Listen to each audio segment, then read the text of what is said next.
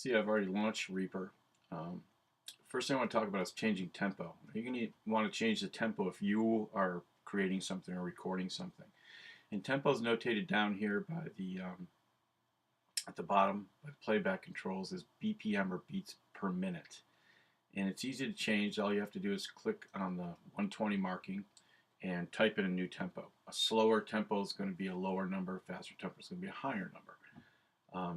Give an example. Here's, if you listen to this, this is 120. I have the metronome turned on. I'll show you about that in a minute.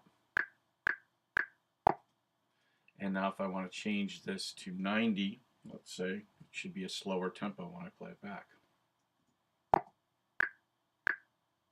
And it is. So we'll leave it at the default for 120 right now. And let's talk about the metronome. So first thing you want to do is go up to the options pull down menu. And you'll see a thing that says metronome pre-roll and metronome.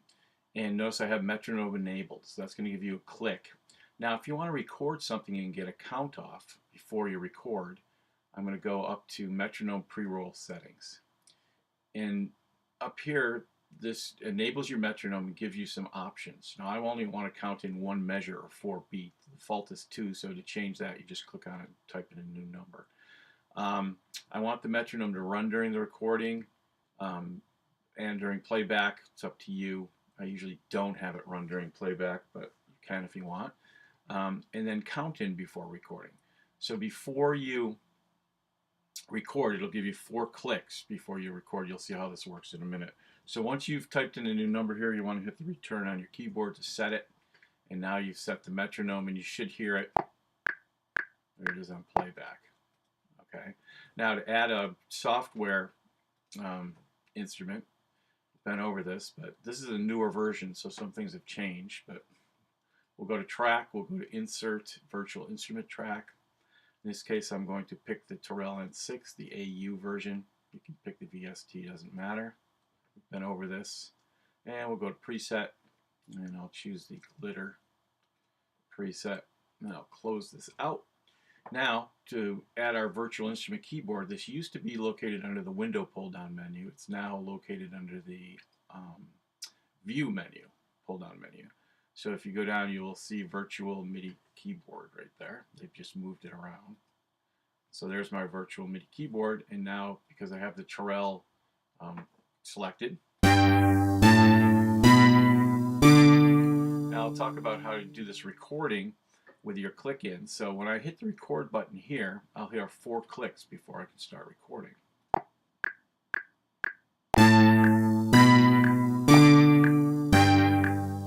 And I hit the space bar to stop, and this gives you a dialogue. Do you want to save all? And we'll save it. Excuse me, but notice here, it didn't start recording until after my 4 clicks.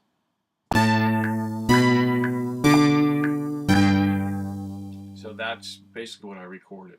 Now if you want to delete a track or a section track, all you have to do is click on the MIDI file right here. Just click your delete button, and if you want to delete a track, all you have to go up to is track, remove tracks, and it will delete the track. Next I'm going to show you how to import a loop. So I've actually got a loop here from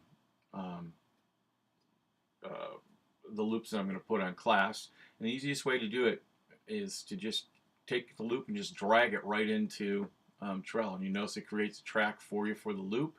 This is an audio loop, so remember I said you can't adjust the tempo on it. And I'm going to talk more about how to work with audio loops later.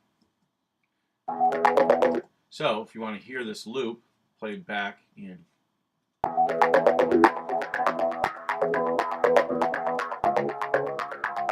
so you can import any loop into Reaper in this method. Just grab it, drag it right onto the track. We talked about, remember we had our sample sounds and we had our lovely baboon. We can actually drag the baboon loop onto there, audio loop. Now we'll hear both of these. A lovely thing. And you can just click and drag the loop around. And I'll talk more about how to make loops last longer, etc., etc. But this is sort of just to get you up on putting in a virtual instrument and working with loops.